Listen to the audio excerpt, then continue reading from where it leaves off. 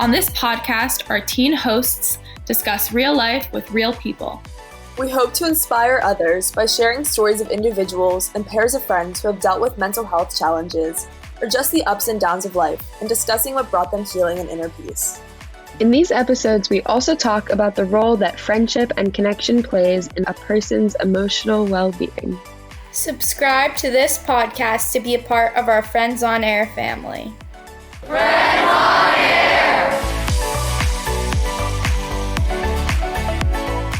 So, welcome to Friends on Air! Woo! Now I'm here. A podcast presented to you by the Friendship Circle of Pittsburgh. On this podcast, our teen hosts discuss real life with real people. Each month we invite individuals to share their stories of struggle, healing, and the role that friendship and connection plays in their lives. Our hope is that during this segment you feel seen, understood, or inspired in some way. Welcome to the 7th episode of Friends on Air! Woo! Season 2. This is super exciting. Thank you guys so much for being here. Yeah, this is exciting, and one of the reasons why it's exciting is because we will be playing the hosts today. Yes, My name is Allie. I'm the wellness coordinator at the Friendship Circle. I have a background in psychology and clinical mental health, but today I'm just hoping to get to know our awesome teens a little bit better, as they're going to be our special guests. Oops, I gave it away. Sorry. That's okay. Hi, everyone. I'm Ayala. I am the Team Member Engagement and Partnerships Coordinator at Friendship Circle, which basically means I get to hang out and have a good time with everybody. And I also have the privilege of working with our teen committee to create programming around teen mental health and wellness, which is something I care a lot about and is also why I am so looking forward to having this conversation. In today's episode, we're going to be exploring teen mental health, hearing from our very own teen wellness committee members. I truly believe, and I think I can speak on behalf of Friendship Circle, that we feel nothing about us without us, right? If we're having a conversation about teen mental health, we need to hear it from the people who are experiencing it themselves, who are on the ground, who are either facing challenges themselves or have close peers and friends who are dealing with challenges. Teen mental health is a topic that we clearly care a lot about here. That's the whole purpose of this podcast.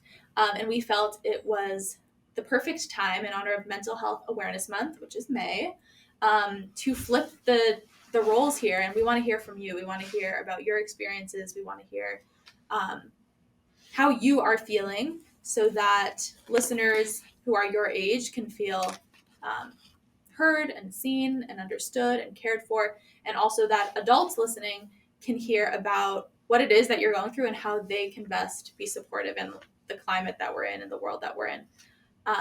Sure. So thank you all for being here. We have 4 very special Teen Wellness Host Committee members. Before we get in, Allie, did you want to add anything? Sure. So I think you did a wonderful job of covering that, but I know that one of our goals in the podcast, we talk about like shattering the stigma, right? Which is just our stories are what makes all the difference in the way people understand and connect to mental health. So we're adding that human element. I think that's so, so important. Also connecting to each and every one of our teen wellness committees has been just our members. It's been such an honor to get to know them. So we really do feel like today you are in for a treat, hearing their story, hearing a little bit more about what makes them so special, and that they honestly share their stories. It blows me away every day. So I know that this is going to be a special episode. I agree with that 100%. So we're going to get into it. Let's start with introductions. Abbie, how about you go first? Tell me, well, I spoiled your name, but name, grade, maybe just a fun thing that you're passionate about. My name is Abigail. I'm in 11th grade, so I'm a junior in high school this year. My hobbies are hanging out with friends, coloring, drawing, painting. I like to really hang out on my phone a lot, but I also like to do a lot of music. I also love to kind of help speak up about mental health and I like to, how do I say this? I like to help kind of share similar experiences and help kind of give feedback when I feel like there's a chance for me to be like, hey, this is what I feel, and be able to hear and understand how everyone thinks differently, and I like to hear how I can understand others in a different perspective. So, yeah. Awesome. Thanks, Abbie. Person next to Abbie, introduce yourself. Hi, I'm Alex. I'm in 10th grade, and I don't really have that many hobbies, Fair. relative to Abigail. I like playing piano, and I like listening to music. Those are both great. I think everyone likes listening to music in here. In here, yeah. I actually have a coworker, names will not be mentioned, who doesn't like to listen to music. Interesting. We'll get into that a different time. Person next to Alex. Hello, I'm Bracha, and I'm in 11th grade. Some hobbies. I really like spending time in nature. I like writing. I do also really like music. I guess I just like spend time with my family and friends and just living in the moment. Awesome. Person next to me. Person next to Bracha. I'm Ashira. I'm in 10th grade. And I also really like music. I like writing music. I play guitar, and I taught myself piano, so it doesn't really count. It does count, absolutely. No, yeah, okay, Yeah. whatever. And I used to do a lot of art, but I still like it. I just don't do it as much. And I like going on walks with my dog. And yeah, Well, I do that too with your dog. yeah, she does. And fun fact, she's my sister. If you Which can't one? tell, but- The funnest fact of today is that I get to interview one of my sisters. Mhm. So, Bracha, in one sentence, what are you here to talk about today, or what's your general message? I think that every single person not necessarily struggles, but they deal with mental health. And if it's them, a loved one, a family, friend, and whoever it is, or they see like a person on the street, it affects them. And I don't think that mental health doesn't just like pick and choose who it wants to do, like affect. It affects everyone. And I think that's really important to talk about it. And I feel like doing this is me personally shattering the stigma, which is something that I'm really passionate about doing. And I'm just really passionate about advocating about mental health. And because I know that other people advocating for mental health help me a lot, so I want to be able to help other people. Awesome. I think you are doing exactly that right now. I agree. Me? Yes, you are. That's why we're all looking at you. I'm here to talk about just helping people in general. Just one sentence, Bracha. One sentence. Sorry. I didn't say. It could be a run-on sentence, you know. Well, Comma, semicolon. I'm not good with grammar, so I'm not very good with grammar. So I'm just going to say help the people in need, I think That's that's awesome. period. I think why I'm here is to also kind of help advocate for mental health and to say that, like, you don't have to feel alone. You don't have to feel like there's no one who understands. Like, there's plenty of people who are in your corner who want to help fight for you and want to help fight with you to really help support what you need, and that, like, it's okay to not be okay. Like, you don't have to cover up. You don't have to fake emotions. You can talk to people. There's people who want to help you. You just have to you can ask for help. You don't have to be afraid to ask for that help, because that's why it's there. So I think why I'm here is to really help make sure that the world knows that, like, mental health needs to be addressed in one way or another. Like, it's real, it exists, and it's a struggle for everybody, and that it's another epidemic that I think needs to be addressed.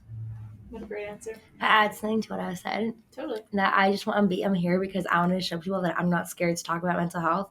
And many people are scared to talk about it, to think about it, to be around people that have struggled with mental health, which everyone does. And people are they're scared of it. Like, they're different species or something. So I'm here to show that I'm not scared of it. And it doesn't scare me. Love 7 that. sentences. All right. But I'm here mostly to, I think, share experiences, which I feel like that it shows that there's many, many different ways of mental health, and it's not just depression or anxiety, which are the major ones, but that everyone has struggles, and acknowledging your struggles can help you grow from them and overcome them. And yeah, Powerful. Amazing. And so true. that was like 2 sentences, I think. You guys all did Oh, great. no. Right. So Gives a thumbs up. There's a comment in there somewhere. I'm going to make a reel out of that, Alex. Please do. We'll count how many times he does it. How did it, like 4 and 1? Because it was like, Yeah. So at the beginning of each episode, as you all know, we like to pick fun question from our little thingy there. Yes, thank you. Hold it up. A little jar of questions. So I'm gonna pick one out. Okay. I'm gonna. We can brainstorm if these are not. No, these are good. We're gonna do this like super speed. Gotcha. Because we have a lot of important stuff to discuss. So the question that I have pulled out is, are you more of a city person or a country person? That's a really hard question. What? Because it really depends. It's all just a one answer question. Okay, I'll start. Thanks, Alex. I'll start. I'm more of a suburbs person. See, that's not city or country. That wasn't our city or country. You are the Exactly. balance. There's I was gonna say. yeah, it's closer to city, but it's not Really? like Yeah, like a country feeling. Fine. You know what? Let's Yeah. do. Okay. City, suburb, country. Okay. no. I wanted to feel special. Oh, fine. I was gonna- Suburb. You can choose suburb, but just know you're not original. So, suburb. It's like a Okay, mixture I'll of the go. two. Wait. I thought you were done. It's a mixture of the two. You get both elements, but just city's a little stronger. Nice. Gotcha. I'd say I'm more towards the city aspect of a suburb. I very much like the country feel. No, is he glaring at me? No, it's staring at me. Well, No,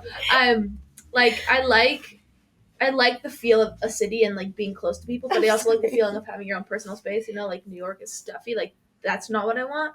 Pittsburgh depends on where. I like your facial expression. I don't know. Whenever I hear New York, I just. She's like, Yeah, because that's like very like that's not even city. That's like I've never been Chaos. to New York, you know that, so I'm imagining. I'm like Right. trying to Never think been of to a New place York. I've never been. Allie, that needs to be on your bucket list for the next year. bring the baby to New York. Bracha, you go. Okay. You can interrupt me if you want. Blah, blah, blah. I like city because I like the hustle and bustle. The hustle I was and gonna say a bubble. Hustle and bustle. I just like when things are happening and moving, but I also like the country. I just like the peace of mind and like I like being able to. I wouldn't want to have a country house and a city house one day, I like this. but I'm gonna have an RV, so I'll be fine. That'd be my country. to travel between your houses. No, that'll be my house Abbie, in the how country. about you? I have to go with city on this one. Oh. Not only because I kind of agree with Bracha, but like, just like things being really busy, and I'm not like you could say that I sit around a lot. That's pretty fair for who I am, but like, you can also see me like outside of home. Of like, I am constantly on the move. Like, I'm kind of like one of the. How do I say that? I'll just go with like I like city movement and like I like when things are always happening. Like there isn't something that like you won't see me doing. So yeah. Nice. How about you, Allie? Those are interesting answers, guys. I would say probably like country. It's gonna make me sound very antisocial, but like I like to walk by myself a lot in like nature. Sometimes if I'm just like walking and it's the city and I get like crowded or people bump into me, I'm not in the same like mental I agree. space. I'm not. Slow walkers. Yeah, it's not as comforting for me. It's like So my I'm street. gonna Get out of have my to go street. with country if that includes like the woods, like nature. Yeah. My answer would probably be country also because I would much rather be surrounded by stars than buildings. I agree with that. I don't know why I thought celebrities. I was like, yes, nope. No, we're not Thanks, celebrities. Ayala. Words I was That's a gonna good use. answer. That's yeah. great. Is Abigail in the video? What? Is Abigail in the video? Yeah.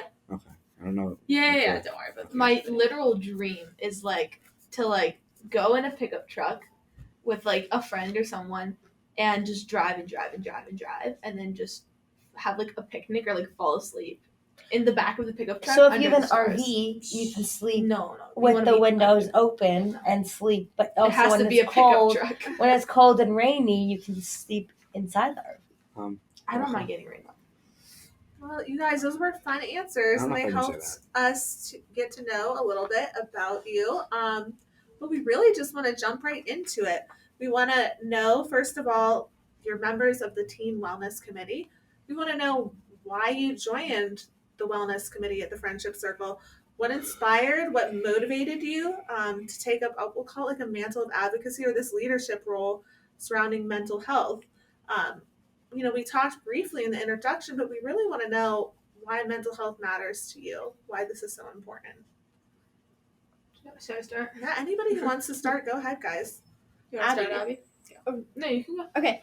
I think why I took up the leadership role, and I think why I joined wellness is because of the word wellness of like, at some point, all of us need that extra support, or all of us need that extra wellness of like, I need to take a break from school life or stress or like something that's going on. I just need to focus on wellness of like being myself and getting myself that support and that help that I need. So I think that was one of it, because I get so overwhelmed. I'm like, I just need to take a step back and I need to find something that makes me happy and something that is relaxing for me. So I think that was kind of one of them, was like, it's a chance for me to like find myself and be able to be my most passionate self and not be someone that I'm not when I'm not here.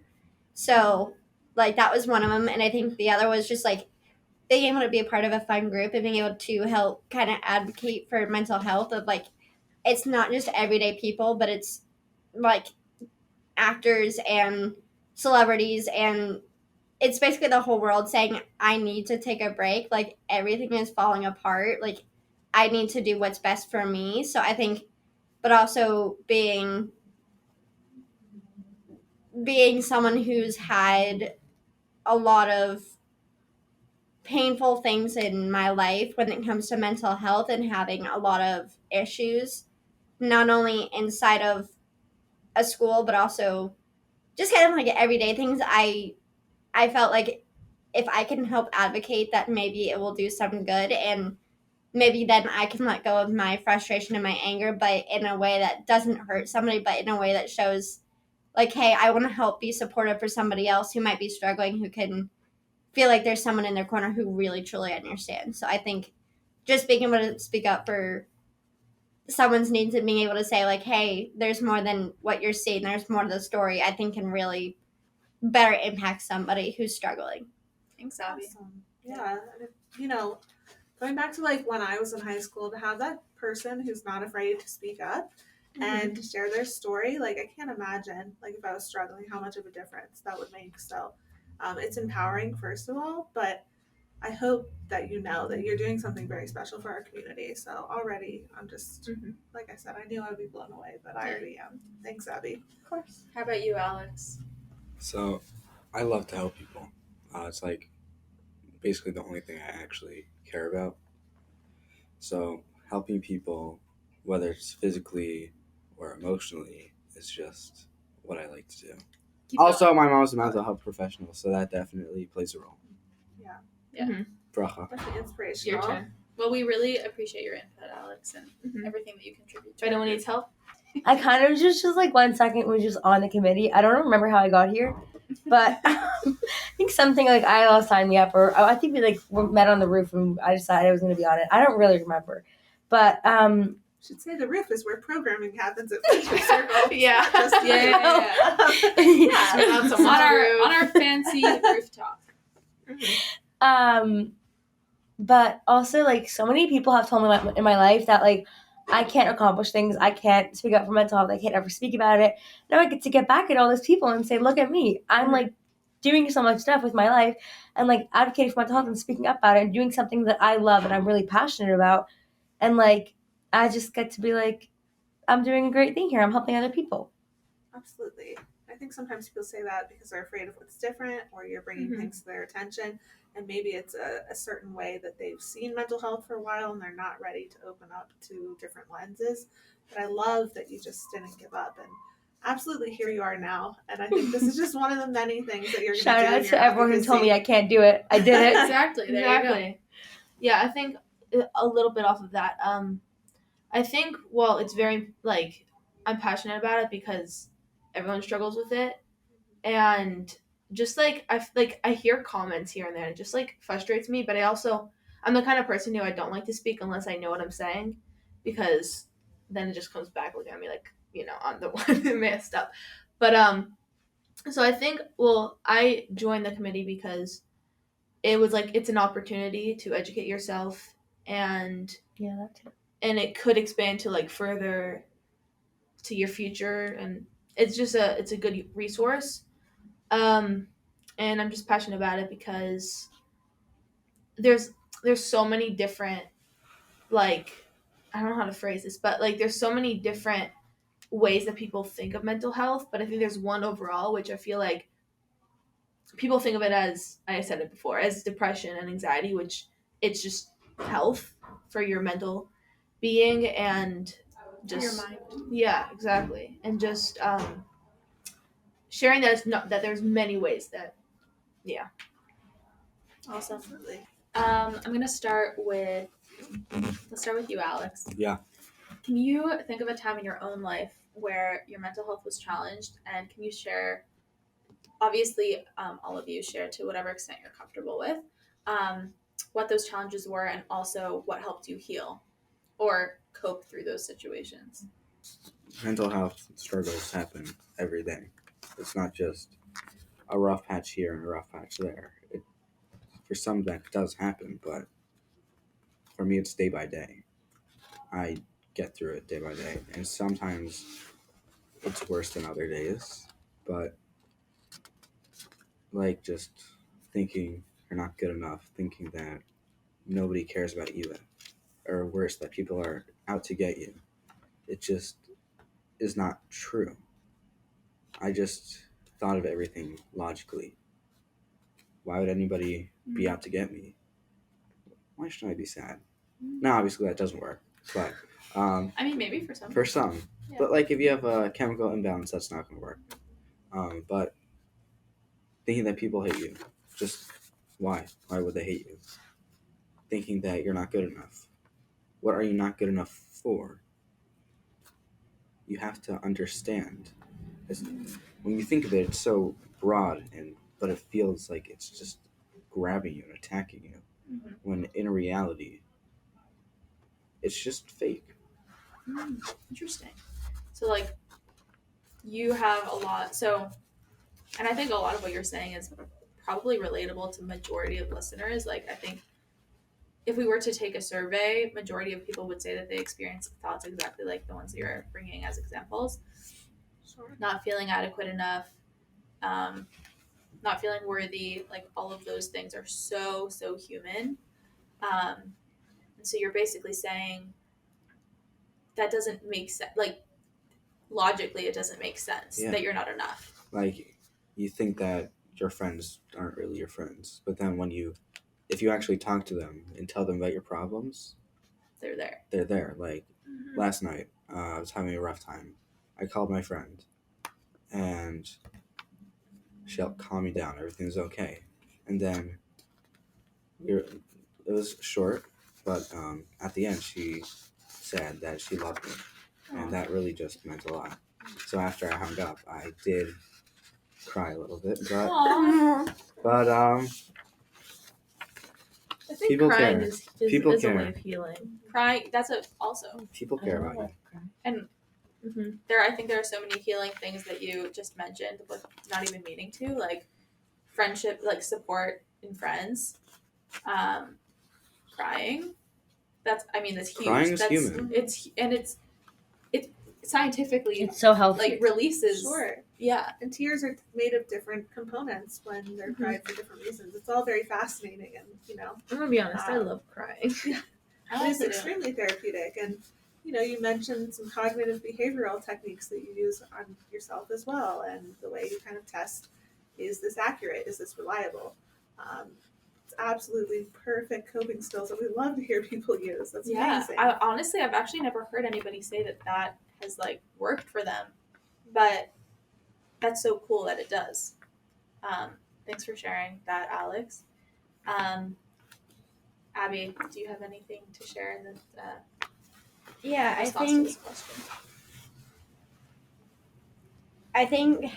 kind of with him, like, having that one person or two people, but, like, I don't know if you want to have, like, more than two, because I think sometimes that can become too overwhelming for people, but, like, I think having just those, like, one or two people that you're, like, really close with and you have that tight-knit connection with can really make you calm, because it's they get you, they know you, they know what it feels like, they know how to deal with it, they know how to help. Like I call a friend a lot when I'm sick, or oh my gosh, not sick.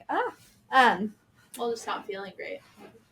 Yeah, like when you're not in that moment okay, and then to tell you like, okay, you know, like you're fine, like it's just you're not crazy, but it's just like that one, like it's just a thought and it's just driving you in those emotions over the top, and it's to have that person kind of bring you back down into kind of reality world of like it's not actually happening, it's just your brain thinking that it's happening, and it's just sending you into a spiral. Like it's that can really give you a sense of like grounding, but also like that one person who just truly gets you and knows how to help in those type of situations. So I think having for me one of my uncles to my uncle and not my family to really be there to like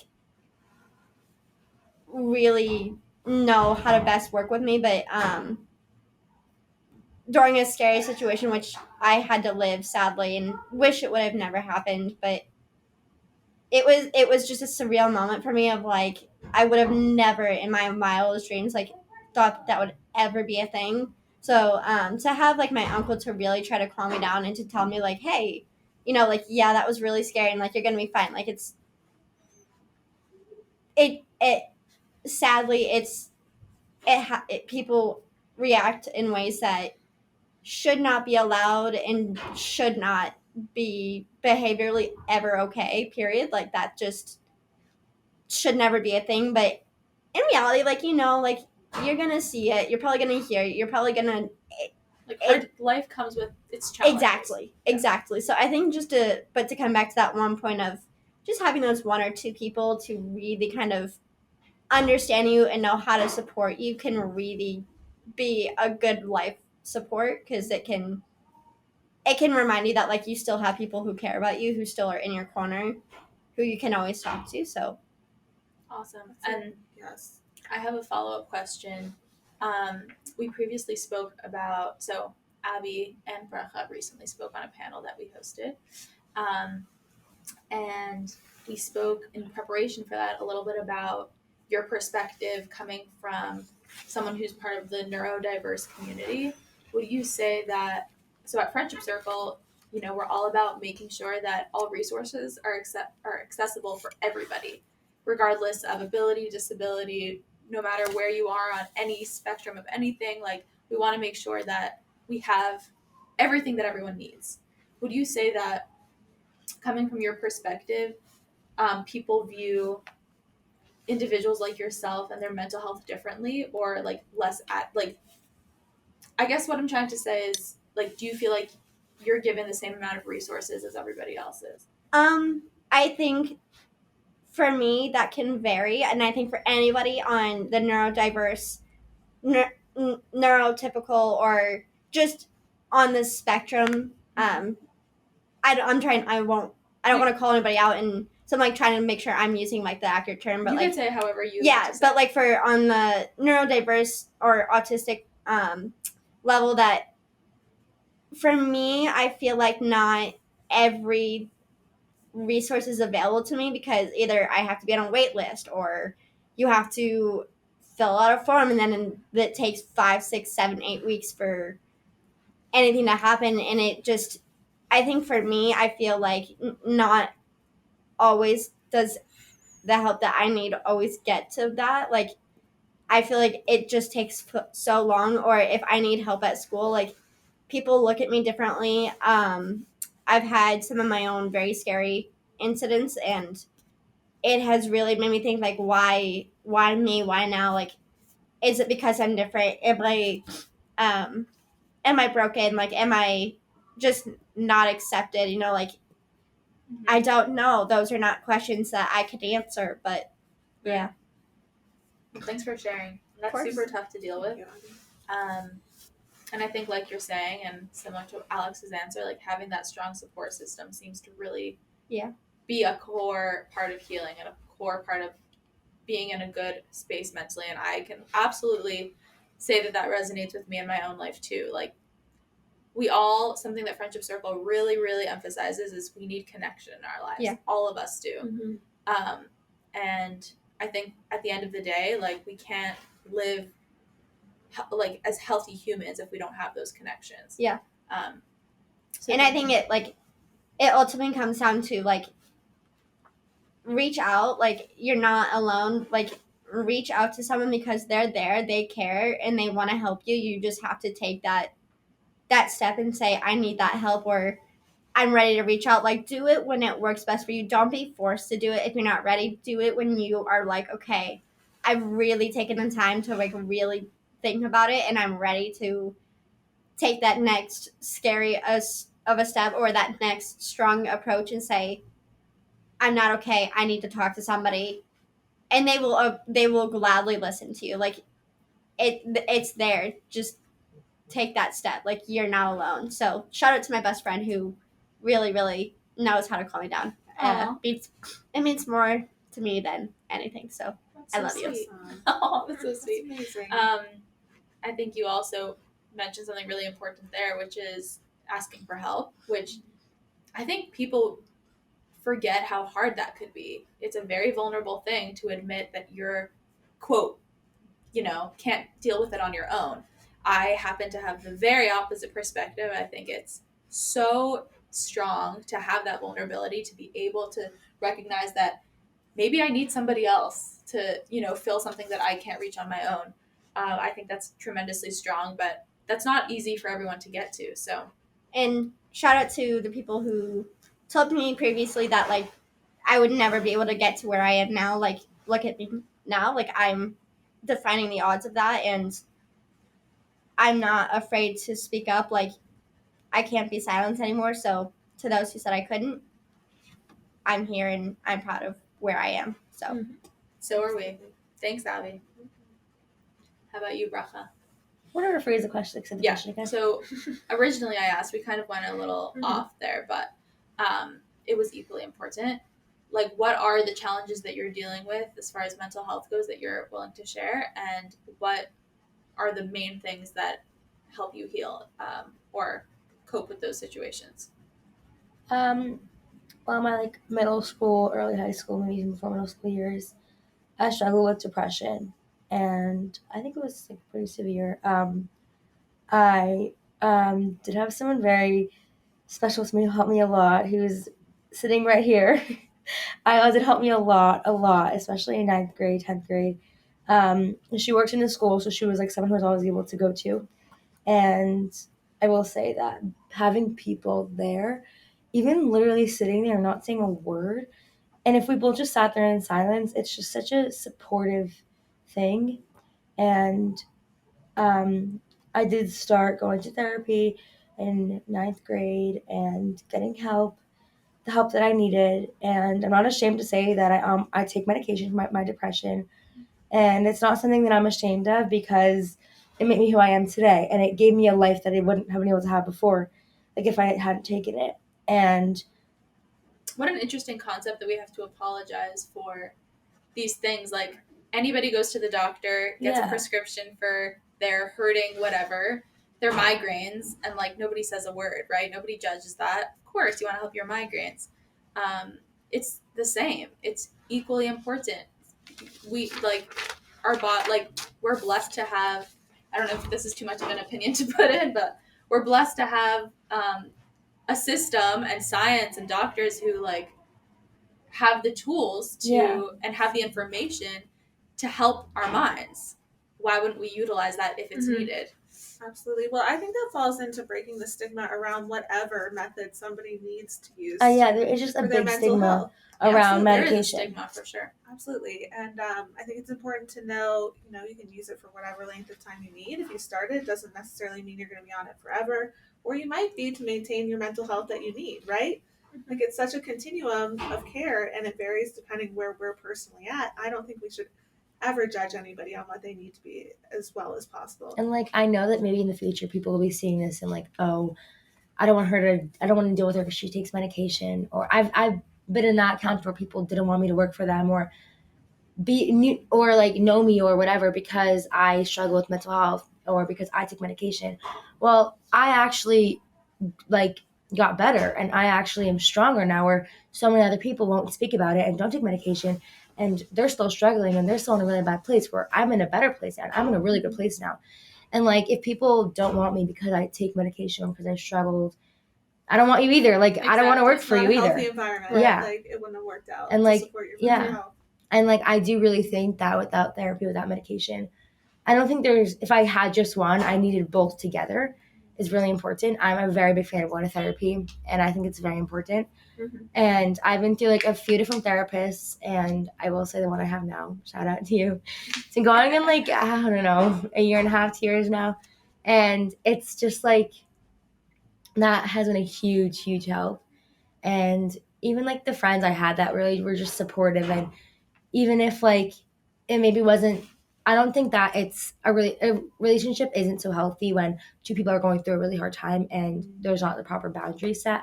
And I know that I didn't have proper boundaries like the past few years. Now I'm really something I really work on is boundaries.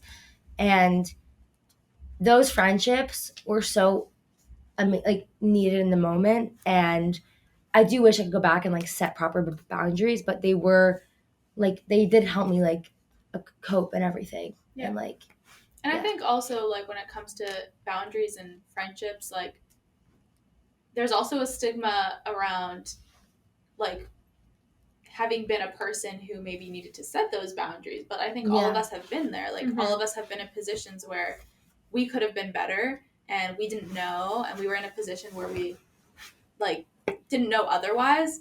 And those are situations that we learn and grow from. And maybe some of those friendships can be rekindled at some point. Who knows? And maybe they were for that time and place.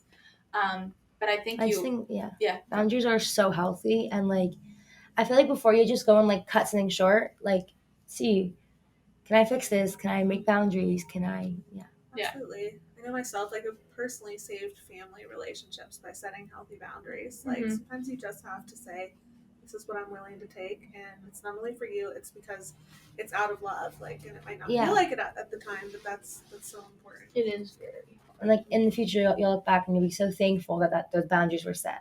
Yeah, I agree. I agree with every part of what you said. I think also the part about like medication and therapy, how sometimes it's multiple facets that are gonna create the recipe for healing. Like it's not always. I've spoken to close friends who are searching for like the answer to mental health, and it's just that's not how it works, right? I think all of us could agree that it's a journey. It really, really is a journey.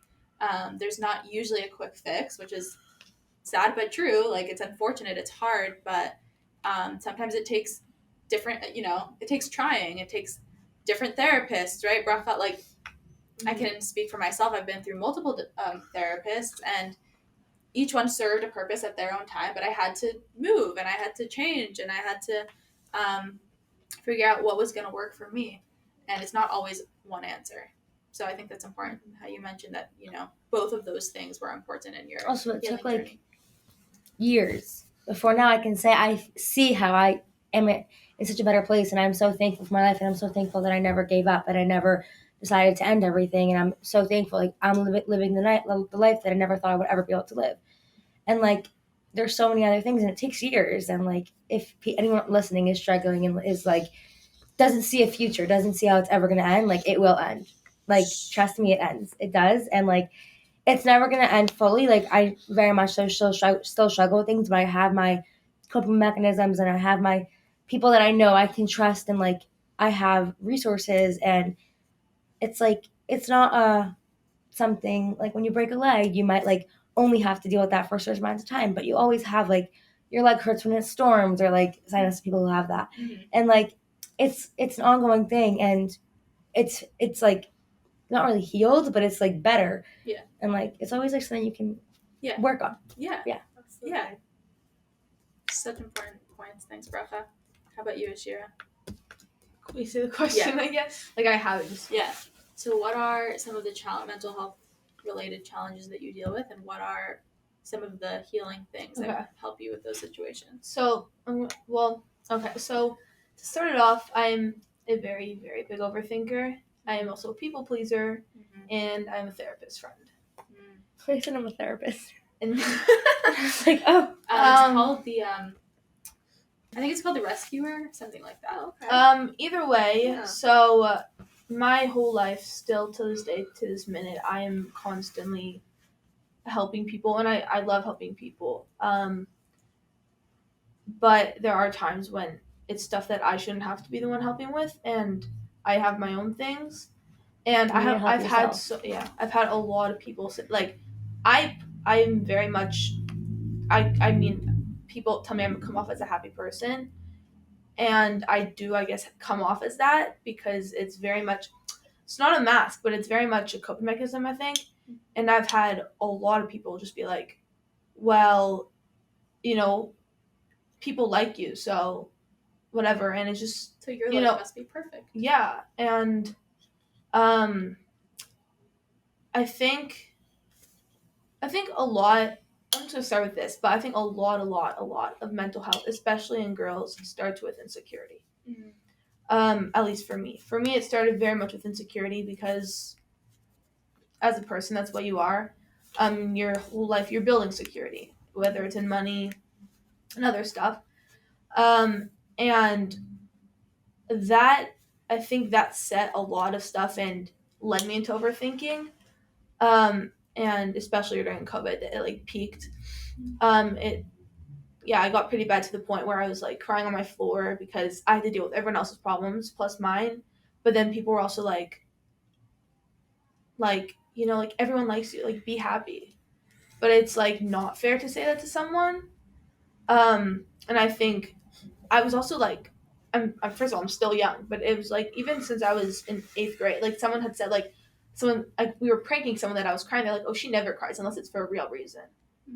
And I think that like those comments that people don't realize, like just because you're surrounded with friends and just because you seem okay does not mean you're not allowed to struggle. And it has gone bad to points, like I still struggle with it. I am better because I fought for stuff that whatever, and I've learned to set boundaries sometimes. I still struggle with it because I'm a people pleaser, so I don't like hurting people. What's helped you get through? Right. And I think music and writing has gone, I can't write diaries for something. I've never ever had a diary in my life. But writing songs are very, very much my therapy because it's crazy because I hear like these singers saying like they write stuff subconsciously and then months later they realize that's how they were feeling. And it's like literally happened to me. Like I'll like improv and I'll be like 2 weeks later I'll be like, oh my God, like how did I know that? But I think when it gets hard, the thing that does keep me grounded is my future self and my younger self, if that makes sense. And I think I've seen these videos I was gonna say, of like I saw that video. Yeah, people whatever, because I saw this video of this person saying like, imagine this was your younger self screaming at you. And I still have dreams and I know that I want to live to see those dreams. And I think it's just, it makes me annoyed, I guess, that because you're not the average person who struggles with mental health, then it makes it that it's not a struggle, if that makes sense. I think she's saying just because you're a young person struggling with mental health, people assume you're not really struggling very intensely or not as much as they are. Or because you look like, this is the thing, this is a quote I've heard, and I agree with it, the therapist finds me the most therapy. Yeah. And I think the happiest people do too. Like, and by the way, the therapist also needs therapy. Even like the best of like celebrities, like I don't know if I like to read the names a lot, but like even the best of celebrities, the best of those who are like really well known, of like really in the spotlight, like even a lot of them to this month, to this day, like are stepping back because of being in the spotlight so much that it can become an everyday struggle. And because of all the negative comments or all because of they think one way or another that they have to be perfect, it can take a mental health toll. So even them, they have to step away and they have to say like, I need a break because of just everything. I need to be myself and I need to get better. Like it's not healthy and I'm not okay and I need to do what's best. So Can I say one thing on kind of what you said and you said? Yeah. Is that I think what you guys said, the biggest impact is relationships. And it's very, very hard to get yourself out of situations because, especially for me, like, you don't like hurting people. And I was very involved in a specific friendship that was healthy, but because we weren't all healthy, like you said, it was very hard to keep it. And I had to learn to set boundaries and pull myself back. And it's still like till this day going on. But I think someone told me this and it really like stuck with me, is that you are the main character in your story and everyone else is just a side character. And another quote is, relationships are there to help you grow in that moment. So holding on to things is a human thing, but at the same time, try to remember that those things are there to help you grow. And if they're not helping you grow anymore, or if it feels like it's fading, it's because it's meant to go how it's meant to go. And being the main character in your story, you cannot let other people take control of you. And as much as you can hurt other people, if you're hurting yourself, yourself is overall. What's funny, well, that quote about being the main character, like, it's so scary to say because it sounds so self-centered, but yeah, your life, you should be the center of your life. Sure. At the end of the day, whatever I say can affect her, but she also chooses how she's affected. The same way for me. Someone can say something disgusting to me, and at the end of the day, I choose how I feel because it doesn't affect them anymore. It's how I affect myself. Yeah. You're the most important person to you. Mm-hmm. Also, something like about you were saying about people pleasers. Something that my aunt said like years ago that really stuck with me is you need to fill your own cup before you fill other people's. Mm-hmm. And like that's just really stuck with me. Yeah, absolutely true. 100%. So we're going to start to wrap up. That was so amazing. And you guys, I feel like we could literally go probably all day learning from your insight. But this is a question that we really want to make sure that we cover. Is there anything that you feel you want to share on behalf of the Teen Wellness Committee, or the fact that you're members of the Friendship Circle and Friends on Air podcast? How can we, as neighbors, friends, mental health advocates, how can we show up for each other? Like, why does talking about this matter? What do we do now? I think, like we always say, it's advocating and breaking the stigma. And I think it's also just bringing awareness to not the general, like that each thing you struggle with is your own personal thing. And just because you don't struggle with what the majority struggle with, it's still a struggle and you still deserve the same attention. And yeah. Within this question, also think of like, how would you suggest that friends could show up for friends, or adults could show up for you? I think first of all, when you show up for someone, to actually want to show up for someone, because if you're not gonna, no one wants to talk to someone who doesn't want to listen, and no one should go up to someone because they feel like they have to, because at the end of the day, it doesn't help anyone. And I think just being in a healthy place, at least for that moment, for yourself before helping someone, is the most important. And I think just, that's solid advice. Yeah, I think just not faking it, and you don't have to be. Everyone knows each person has their own things that they want to do. So I think, like, I know that someone doesn't want to fully sit down and talk only about me. So you don't have to fake that. I think it's more just... Except for your therapist. I mean, I was like, I do. The therapists are, it's true. But, no, but I'm saying as a friend, you don't need to sit there and just be like, yeah, like... It's a two-way street. Yeah.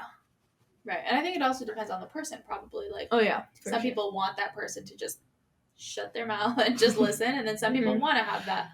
Yeah. I think you really need to read the situation, too. Yeah. Yeah. So how about you, Bracha? Anything you want for any people who consider themselves mental health advocates or interested in just standing up for maybe family and friends in their lives that have mental health issues? How do we help them show up for, for them, for us, for their neighbors? I think that honesty is so important, especially in like a relationship with anyone, a friend, a family member, a spouse, whatever it is. I think that honesty is so important, and it's like one of the most important like roots to a good relationship. And also something that like I've been thinking about a lot recently is that like if you care about someone a lot, there's no such thing as like not having time for them. You're just gonna have like time is just gonna be made for them. So, and like if there's someone you don't really care about so much, you're gonna have to make time for them or find time for them, or someone you don't really like, you're gonna have to you don't have time for them. And I just think that like really being honest with yourself and knowing who you care about, and like you don't want to waste someone's time by like acting fake and acting like you care about them when really you don't. Like if they don't see it, you're wasting their time, you're wasting your own time. And like I just think that it's so important to be honest with yourself and with other people also. Like, and if you hurt them in the moment, I think it's better to hurt them in the moment than hurt them in the long run. Mm-hmm. In a long relationship, which can hurt for years or however long it lasts, instead of one day you hurt them a lot by telling them that you don't really care about them or it's not working and you can't do it anymore. Like, I just think that it's really important to be honest. That's just one thing. Rather than lead on. Yeah.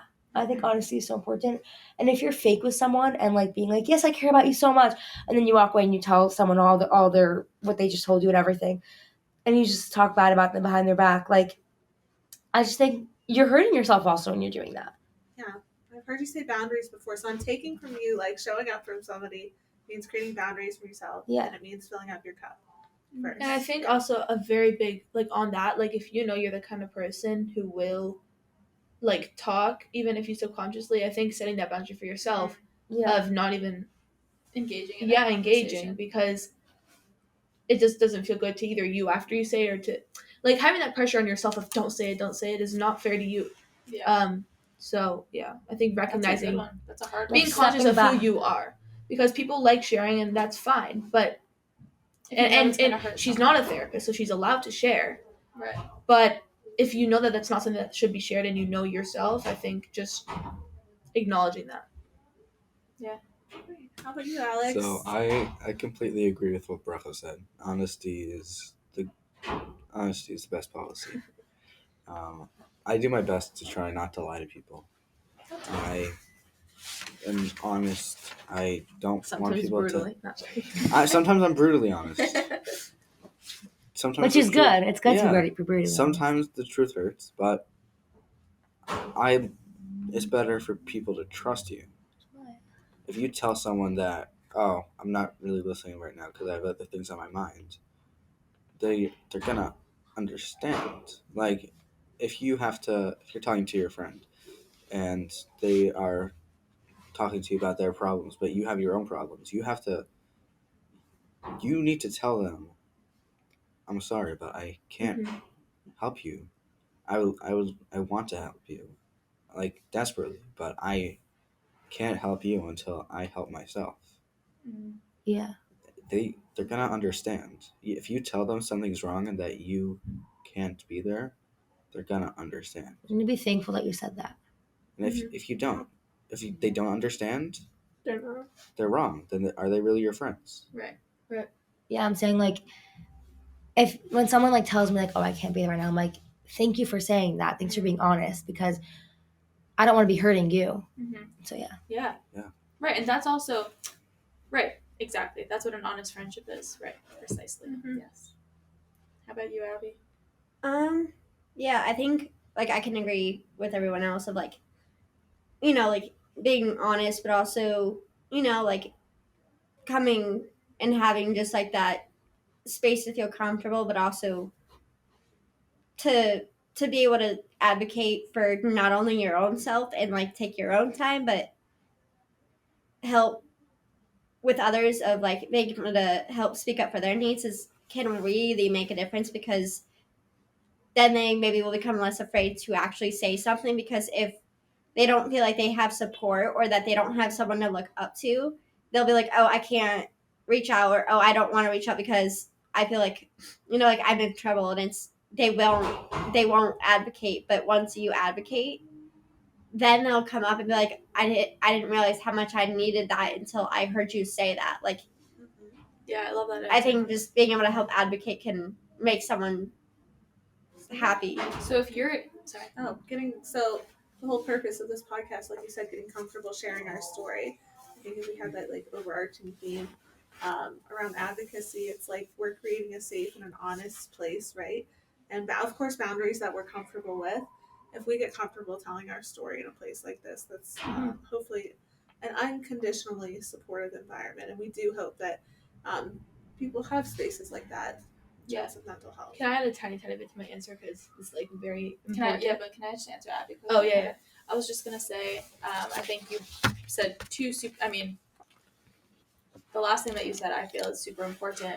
If you're in the position to advocate for somebody else, if you have that power and you have that insight into their life that you're able to do that, I agree. I think that is such a supportive, I think that's such a practical way for adults and peers to support their friends going through mental health challenges, because there really are opportunities where they can advocate. And then also, like you said, when you're in that position yourself and you can advocate for yourself, stepping up to that. And I think it's important, like, not only if you're, regardless of need, or if you have some type of like verbal, nonverbal, or if you're autistic or non-autistic, I don't think regardless of what you may or may not have, I think if you're able to advocate for those who maybe are unable to advocate for themselves or verbally unable to say something, I think for me, when I started realizing how many of us on the autism spectrum were getting bullied within our school, I started realizing I need to start advocating and I need to start speaking up and saying enough is enough. Like, it's causing mental health problems, and it's causing a lot of us to cry at home. It's causing a lot of us to be like, I don't want to go to school. I don't feel safe. I don't feel like I fit in. I don't feel welcome within a school. So I think being able to advocate is one way that you can really positive, like, help make someone's life better. And I think help really lift them up when they feel really bad. So awesome. I think that can make a positive difference. Yeah. Thanks, Abbie. Can I actually add something about? Yeah. Oh, sorry. Let's do super quick because we're 6 minutes over. I feel like every time adults talk about mental health, and every time, even now we're talking about it, there is always the gap. It's always, there are ways to get better, and it will get better, and there are resources, and a lot of it is just, that's where it ends. And a lot of people who actually need that, people listen into, okay, this is when I'm going to get the answer.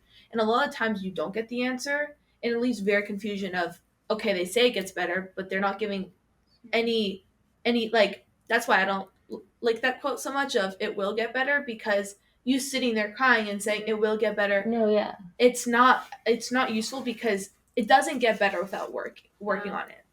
And I think even like when we had a school thing, they were talking about like social media and how it's bad for you. And so I go, yes, we know it's bad for us. We're here because we want to hear how to stop it from affecting us. And they're like, we've never heard that before.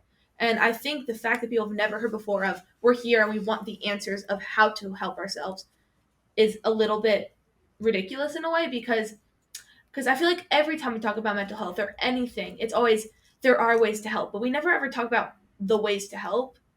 And I think that leaves a lot of people lost, especially me, because it's like I want to learn how to, be the best version of myself. But when it comes to how, it's nothing, because no one answers that question of it. Interesting. Yeah, Bracha. Something I just wanted to add about being there for people in your community or whatever.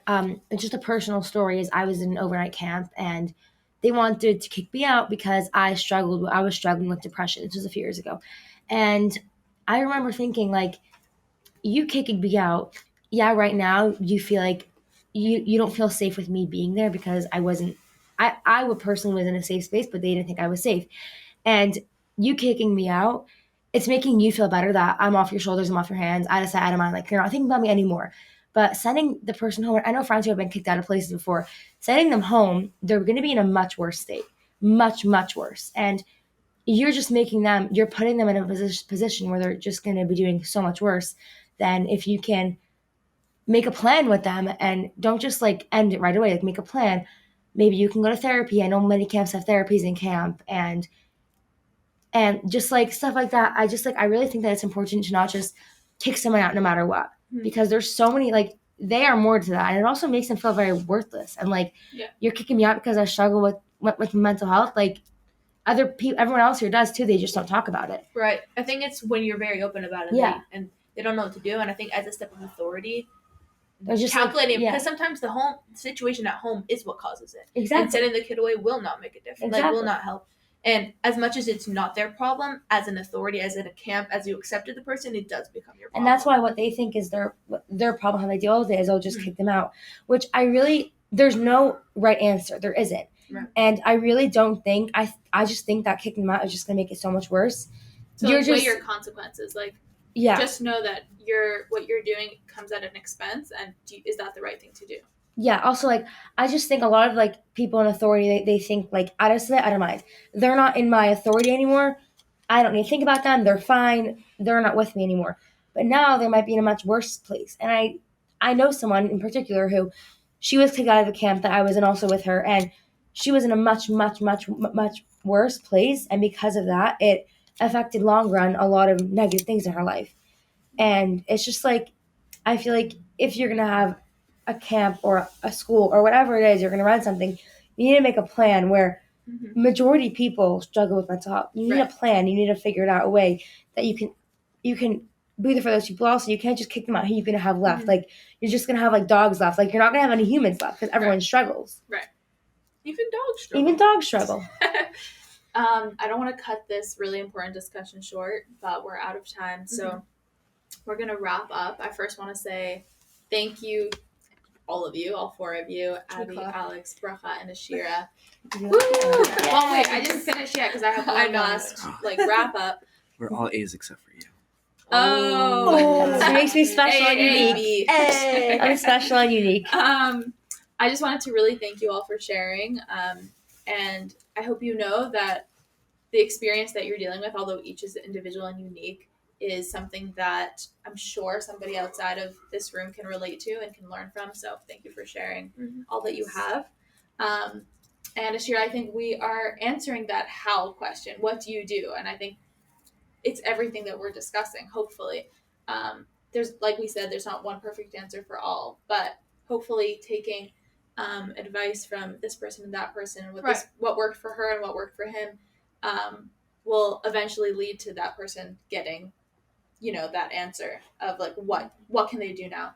And with that, I feel like let's do our quick, we usually ask our guests at the end to say like a favorite book, a favorite musician, song, quote, piece of artwork, something that brings them joy or healing. Let's do this like speed round. Do you have anything in mind, Allie? So my Uncle Bill has passed, but he wasn't a pop artist actually. He worked with like Andy Warhol's that's so cool. Cousin and like a couple other people from like the art scenes and stuff. And there's like this, he also did like work in like advertising, etc. And there's this picture of an orange and it's smiling, and I think it's for like a fruit juice commercial or something that I'm hanging up in the baby's room. It makes me really happy. Oh, so that's just like a smiling orange is my answer. Wait, where's the smiley face on the orange? Yeah, that's cute. I like that. How about you, Ashira? I think that's a hard question, and it's gonna take too long for me to answer. So I'll just say, I like a lot of singers. I like very like name drop one or two. Like James That's Arthur. a really good name. James Arthur. Benson Boone. Thomas Day. Are we allowed to like say names? Yeah. You can say like. We talked about it's someone that styles, I actually know, not like I'm close with. That's a real problem. How about you, Bracha? What brings you healing? Dark humor. Dark humor. I love dark humor. It's a recent thing that I recently discovered that I was in the middle of a panic attack and I just looked up really dark humor and it made me laugh so hard. It's therapeutic. And it made me feel so good. And I showed it to someone else and they were like, "What are you saying? That's horrible." That's a good answer. I was really but like that's the a series of recent Unfortunate thing. Events. Did you read those books or watch? I don't know. Oh, But music is very helpful for me. Yeah. Good answers. Yeah, a mix of those as well. Harry I Styles. like what? Harry Styles? I love Harry Styles. I I love feel like you said that last time. I love songs by Harry Styles by JVKE. Jake. It's pronounced Jake. Do you Oh wait. Okay, shoot. whatever. I also like dark humor. We like can share our dark humor. Like I really like dark humor. Like, also like works by like Michelangelo. Yeah. It's like he sculpts the actual veins on the sculptures, and it's like So cool.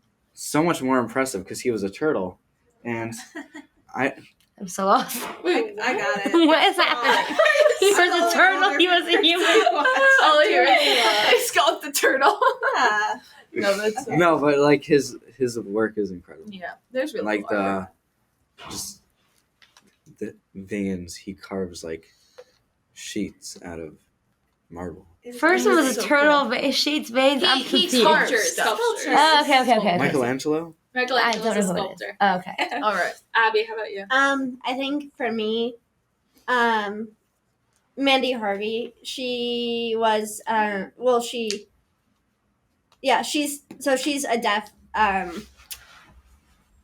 singer, very young age. She couldn't hear, told her dad was like, what are you talking about? Like, what do you mean you can't hear? Like, you were fine a second ago. And then she was like, I can't hear.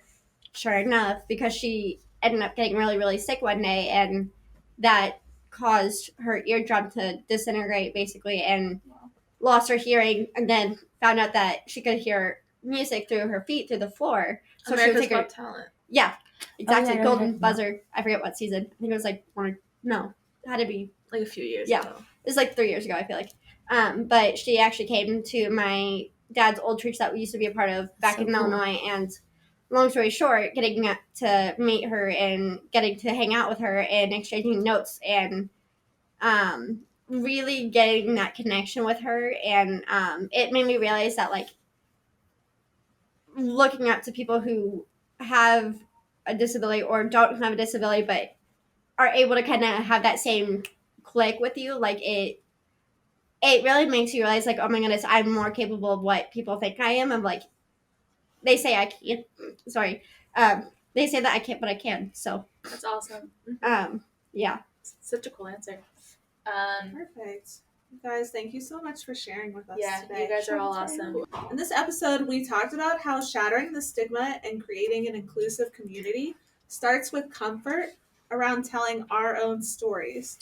How we own and support our mental health varies from individual to individual, and we all have different viewpoints to respect and learn from, so we hope that from listening to this podcast that you'll glean information on how it's like for us, but also how we should be accepting of everybody's story. At the Friendship Circle, we believe that our role is to facilitate honest communication and friendships that start with having comfort around sharing every aspect of ourselves, and that includes learning more about mental health, and in particular, our teen mental health in this podcast. So we hope that you loved it. We certainly loved being a part of this one. It was very special to us. I need to say that Alan wrote here, great Teenage Mutant Ninja Turtle. Ref. Oh! I was so confused. I thought you were, Alan, I thought you were sharing what makes you know. If you guys are interested in hearing more mental health stories and experiences and friendships and all the good stuff that we talked about today and every day, come back to our channel. Please subscribe to our podcast Leave a on thumbs Apple up. Podcasts, Spotify, and we YouTube. now have a visual option. You can see our lovely faces on YouTube as well. Please check us out. Our YouTube is also fully accessible with subtitles. We're so happy and excited to be able to offer that. And make sure to come on back. Signing off from Friends on Air. Woo!